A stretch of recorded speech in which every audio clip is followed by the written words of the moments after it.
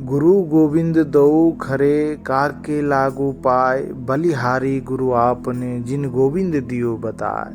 कहा जाता है कि गुरु का दर्जा भगवान से भी बढ़। गुरु परंपरा को निभाते हुए सदगुरु बुआ साहब 135 वर्षों से यह लगातार अपने गुरु का वचन को निभा रहे हैं। वार्षिक भंडारा, साधु सम्मेलन, साधु भोजन 135 वर्षों से करा रहे हैं। तो आइए आज आप लोगों को दर्शन कराए। यही है बुआ साहब जी का मंदिर, देख रहे हैं मेरे सामने में, और उनके भंडारे का दृश्य दिखाएंगे, प्रवचन सब सुनाएंगे आप लोगों को। बने रहिए वीडियो में। जो लोग कोई नया जुड़ रहे हैं तो चैनल को कृपया सब्सक्राइब कर बेल आइकन को जरूर प्रेस कर दे।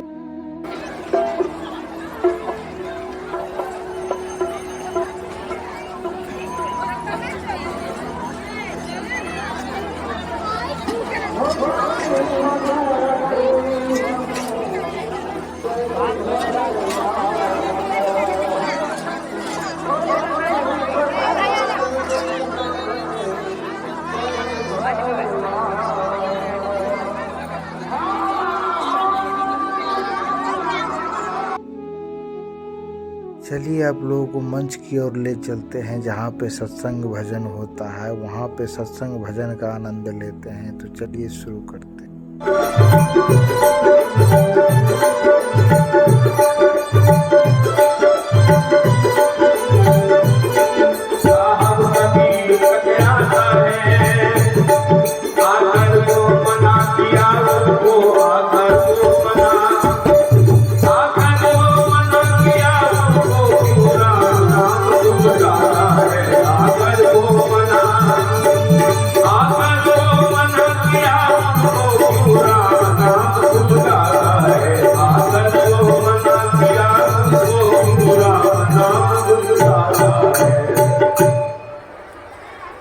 एक खुफिया साहस सिकंदर का।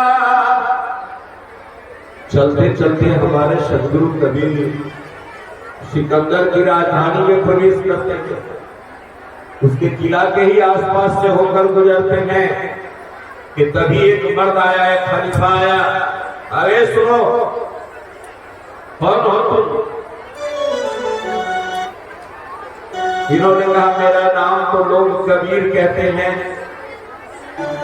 तो इन्होंने कहा तो कान खोलकर सुन लो, तुम तो सबको ज्ञान बांट रहे हो, ये यहाँ बांटना बंद करो, चूंकि ये मुल्क है नगर पठानों का, यहाँ नाम नहीं चल सकता।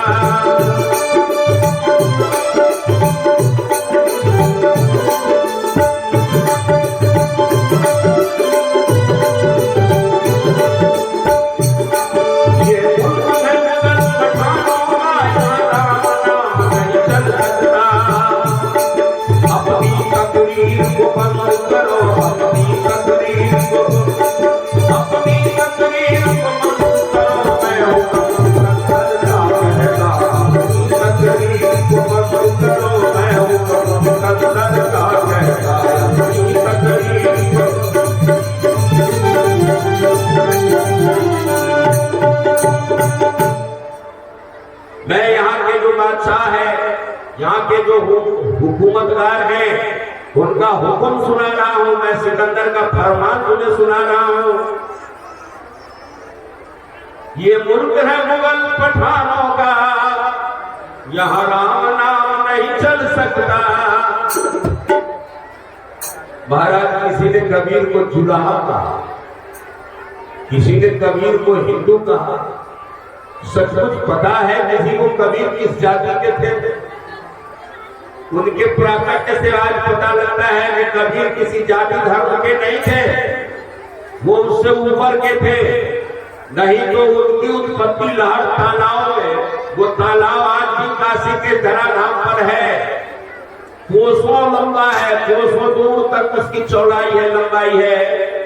और उस तालाब के मध्य में बीच में कमल पंखुड़ी के बीच में एक बालक का प्राकट्य होना, भला कोई छुपाकर भी रखकर देख ले। आज कोई अपने बच्चे को उस कमल पंखुड़ी के बीच में रखकर देख ले, वो बच्चा सही कमल पंखुड़ी डूब जाए, ऊपर दिखेगा नहीं। लेकिन सदगुरु कबीर उस कमल पंखुड़ियों के बीच में बैठ खड़ा हुआ खेल रहा है। तभी एक जुलाहा पति पत्नी दोनों अपने ससुराल से अपने घर जा रहा है, जिसमें वो है नीरू नाम का एक दुल्हा है। उनकी पत्नी थी नीमा। उनको बड़े जोर की प्यास लगी रास्ते में।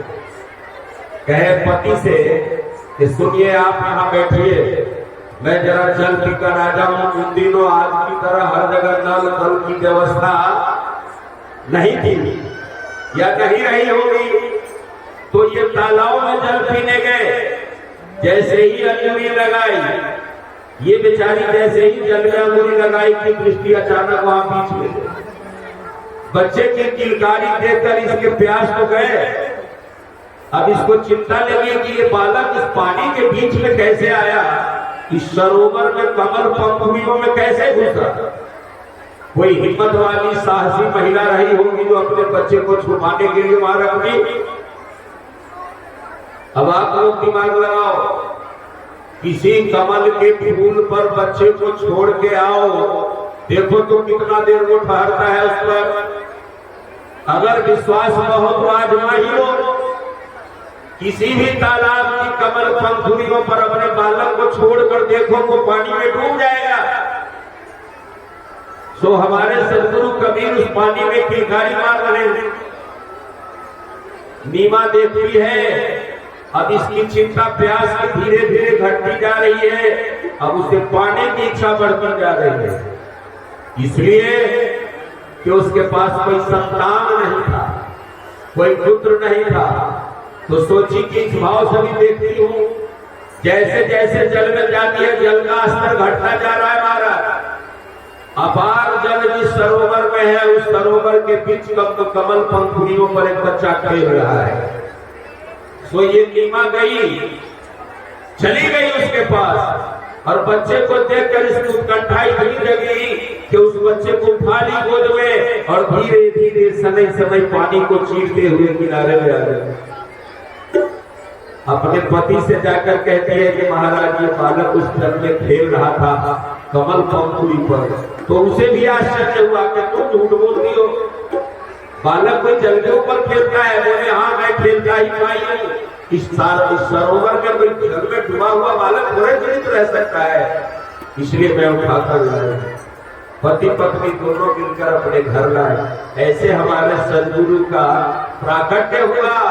सदगुरु किसी माता पिता के संतान नहीं है, किसी दंपति के पुत्र नहीं है, कोई कहने की रमों का संतान था। वैद्य था या वैद्य था, ये सब झूठी बात है। वहां कौन जा सकता है?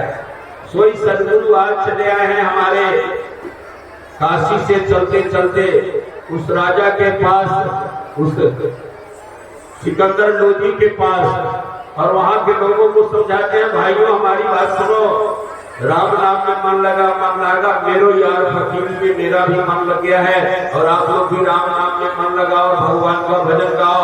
तो लोग कहा यहाँ के बादशाह को मालूम होगा तो उनके हवालात में हवा खानी होगी। बोले कौन है वो बादशाह? कहा कि यहाँ का बादशाह है सिकंदर, तुम्हारी भी बोलती बंद हो जाएगी। तो उन्होंने कहा मेरी आवाज को बंद करे, ऐसा कोई सुनता नहीं।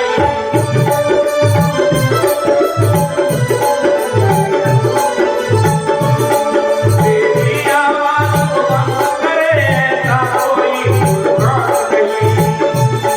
यहाँ राम नाम जन जन गाए, यहाँ राम नाम, यहाँ राम नाम जन जन गाए, है भारत की है राम जन राम नाम।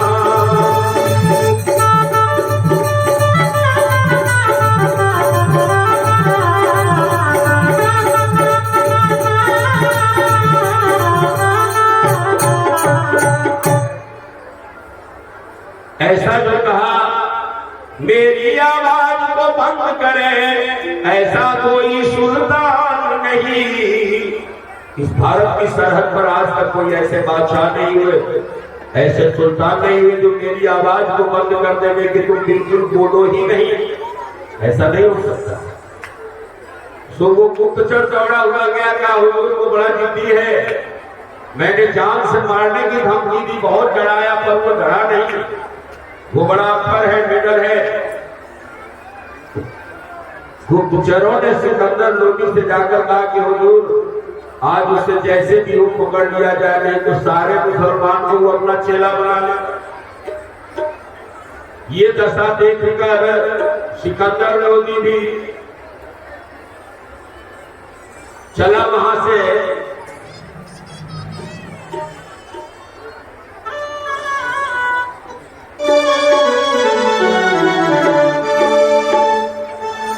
सिकंदर लोदी कहा कि तुम दोनों चारों सिपाही निकल जाओ, तुम चारों चार तरफ से उसे घेर लो और पकड़ के कम से कम ला तो सकते हो मेरे समक्ष।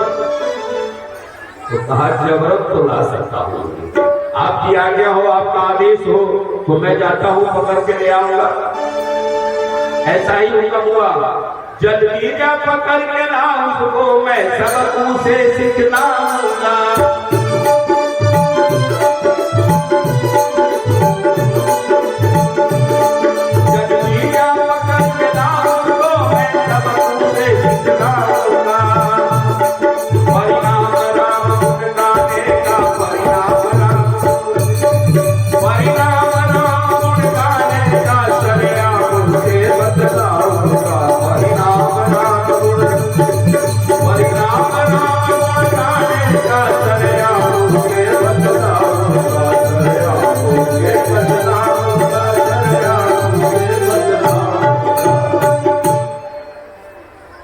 जाओ किसी तरह से जैसे भी हो उसे पकड़ के मेरे सामने करो, मैं आज उसे सिखलाऊंगा कि तुम राम नाम जो कहते हो इसका फल क्या मिलता है, इसका दंड क्या मिलता है। सिपाही लोग गए। सदगुरु कबीर तो निर्भीक मुद्रा में टहल ही रहे थे और भजन गा रहे हैं, लोगों को समझा भी रहे हैं। तभी ये सिपाही लोग आए, गए बाबा अपनी जुबान बंद करो, ये बोलना बंद करो। कबीर कहते, कबीर सोई मुख धन्य है जामुख मुख से राम। अरे उसी का मुंह पवित्र है जिसके मुंह से राम नाम निकल रहा हो। देही किसकी बापुरी, पवित्र हो वो ग्राम, शरीर हुआ तो क्या हुआ, सारा गांव पवित्र होता है। इसलिए सारे लोग मिलकर राम नाम गाओ। राम में वातावरण इन्होंने कर दिया है। कबीर जहां रहते हैं वहीं वातावरण राममय हो जाएगा। इसी बीच एक समय साहब कबीर शरवत बुलवाए गए। शरवत अरबी जुबान है, ये अरबी भाषा है। एक समय साहब कबीर शरवत बुलवाए गए, रूबरू लोदी सिकंदर के यहाँ लाए गए।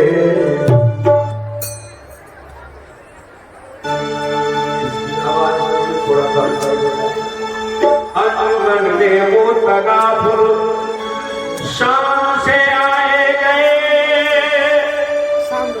अंजुमन कहते हैं जहां उनके मेंबर्स बैठे हैं, राजा के जितने कर्मचारी हैं सब बैठे हैं। उस अंजुमन में सदगुरु कबीर जाकर कहते हैं, अंजुमन में वो तगाफुर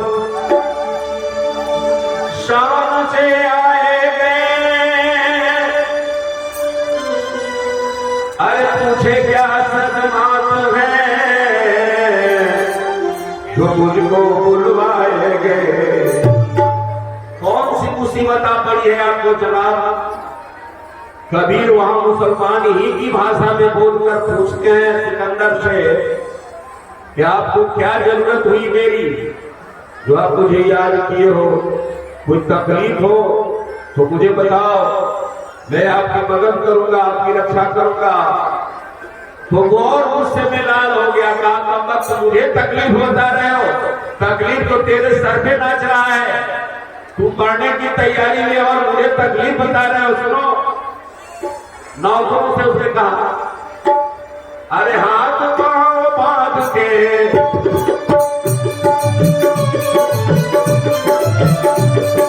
हाथ पांव बांध के बहती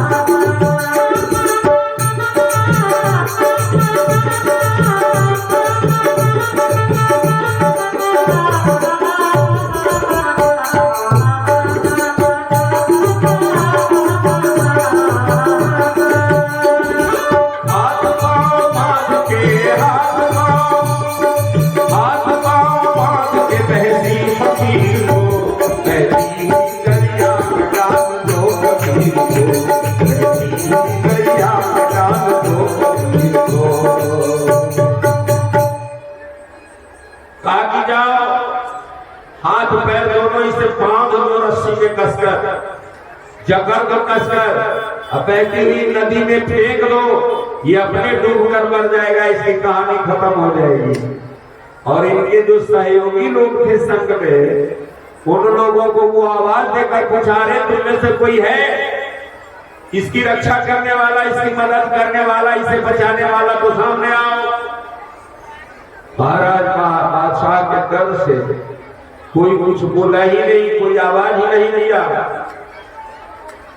सिपाही ने क्या किया, सुनकर सिपाहियों ने उनको पकड़ लिया, सुनकर सिपाहियों ने उनको पकड़ लिया, जंजीर से जकड़ कर, जंजीर से सबको कसकर कर दिया, जंजीर से सबको कसकर कर दिया। नौका में रख सितमगर, रौका में रख सितमगर, एक बेकसूर को कहती दरिया रख दिया, दरिया रख दिया।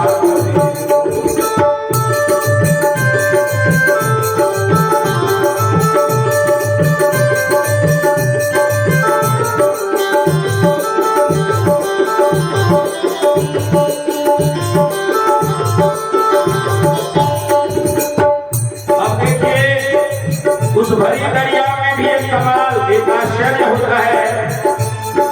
बैठ गए साहब दरियाए आम पर, बैठ गए साहब दरियाए आम पर, सखी और सितमगर मगरूर गाँव पर, सखी और सितमगर मगरूर गाँव पर। पानी पे चलते देखा साहब कबीर को, पानी पे चलते, पानी पे चलते देखा, पानी पे चलते देखा साहब कबीर को, सका मुर्शिद पूरी को, सका मुर्शिद पूरी को, सका मुर्शिद पूरी को। पानी पे चलते देखा साहब कबीर को, पानी के रेत पर सदगुरु कबीर चल रहे, सारे जंजीर के बंधन खुल चुके हुए हैं। और इन्हें दिखाना था कि जिस फकीर को तूने अतीब लाचार मिस्कीन समझते हो, मिस्कीन तो हद हो गई। मिस्कीन का अर्थ है जिसके न रहने का ठिकाना है, न खाने का ठिकाना है, कहीं कोई छोर नहीं है, ऐसे लोगों को मिस्कीन कहा गया है।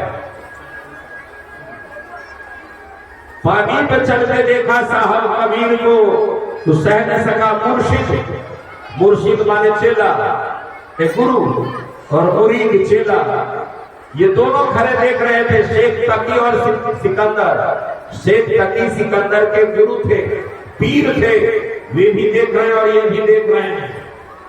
सदगुरु कबीर को देखा दरिया में क्या कर रहे हैं। कबीर का मूलभूत सिद्धांत क्या है, भारत के लोगों में हिंदुत्व की रक्षा करने के लिए भगवान का भजन करना। भजन जरूरी है, 100 लोगों ने छोड़ दिया। इस सामियाने में, पंडाल में, सत्संग स्थल पर बैठे लोगों से एक एक कर पूछा जाए कि आप लोग सुबह शाम भजन करते हो, तो उत्तर सही नहीं आएगा। मैं पूछता हूँ कितने प्रतिशत लोग बोलेंगे, सो मैं जानता हूँ, कहना नहीं होगा। आपके विश्वास के लिए कहिए तो एक एक कर हाथ उठाने को सब उठा देगा, लेकिन करने को कोई नहीं करता। मैं कहता हूँ और मेरा समाज कहता, मेरा परिवार कहता कि अधिक लोग हैं जो समय को यूं ही बिता रहा है, केवल धनी लोगों को बिता देंगे। सदगुरु कबीर कर रहे हैं दरिया साहब ध्यान चिंतन राम का, कर रहे दरिया ध्यान चिंतन राम का।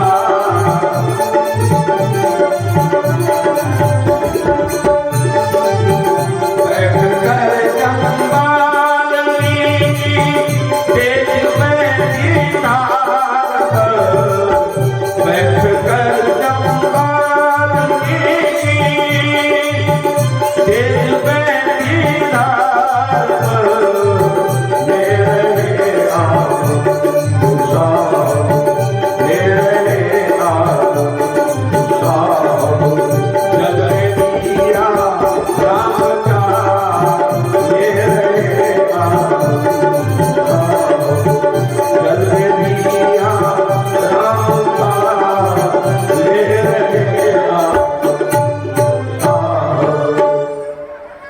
उस नदी में, उस तालाब में, जल में भी आनंद ही ले रहे हैं।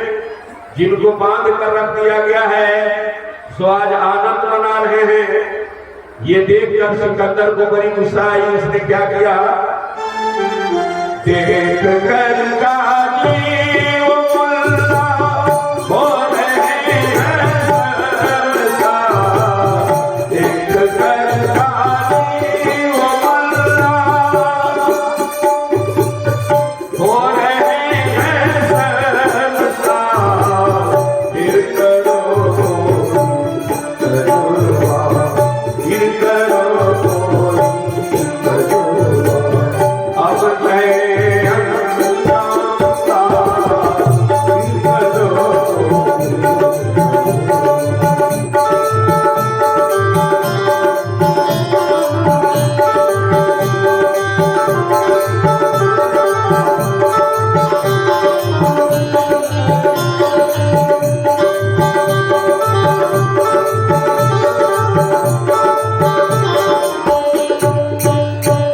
इस कथा में सदगुरु कबीर की क्या दशा हुई होगी, आप लोग जरा अनुमान लगाएं।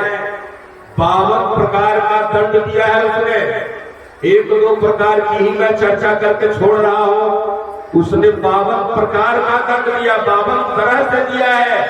आज किसी साधु को 1 प्रकार का दंड मिले तो भूचाल आ जाए, लोगों में शोर हो जाए कि एक जगह साधु को ऐसे बांध दिया है, ऐसे किया है, वैसे किया है। लेकिन यहाँ क्या है, 1-2 की चर्चा करके मैं छोड़ दूंगा। जोर कर सूखी लकड़ियां,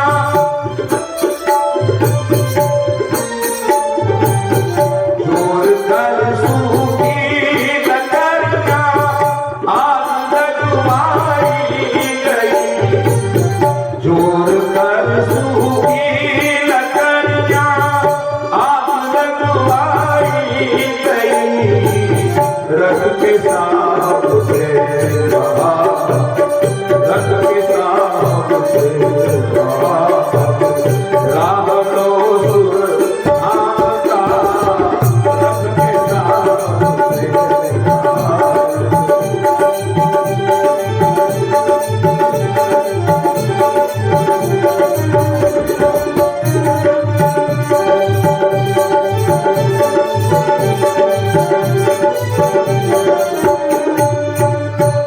एक तो और है, दूसरा क्या है, एक तेल की कढ़ाई।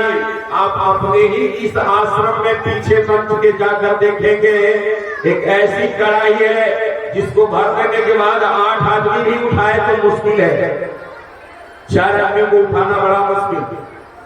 अब ऐसी कढ़ाई में तेल भर दिया गया और उसको खौला कर गर्म कर दिया गया। अब उस खौले हुए तेल में इनको छोड़ रहा है, इनको बोड़ना है। आप लोग कितने देर इस तेल को बर्दाश्त करोगे? कोई सज्जन हाथ उठाओ।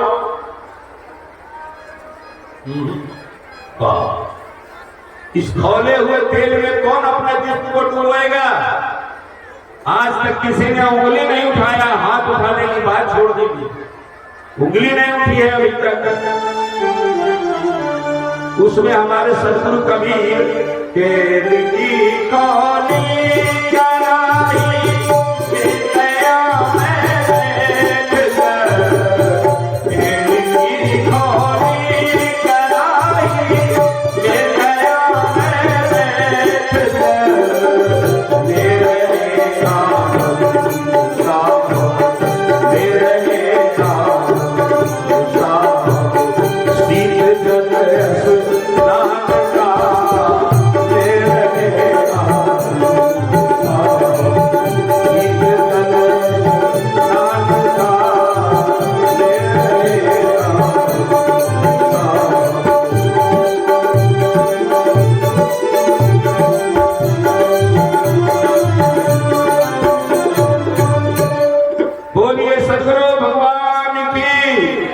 बस यही, बोलिए सत्र भगवान की। अरे कुछ तो ताजगी हो आप लोगों में भी, बोलिए श्रोता भगवान की। हाँ, इसी तरह से ताजगी बने रहे, बासी भात की तरह लड़बड़ ना करे, एकदम ताजी भात की तरह बनी रहे, कोई इच्छा से उठा लेने पाले हुए। बोलिए सतगुरु कबीर साहेब की जय। मैं अपनी वाणी को यही विराम दे रहा हूं क्योंकि कथा बड़ी लंबी है।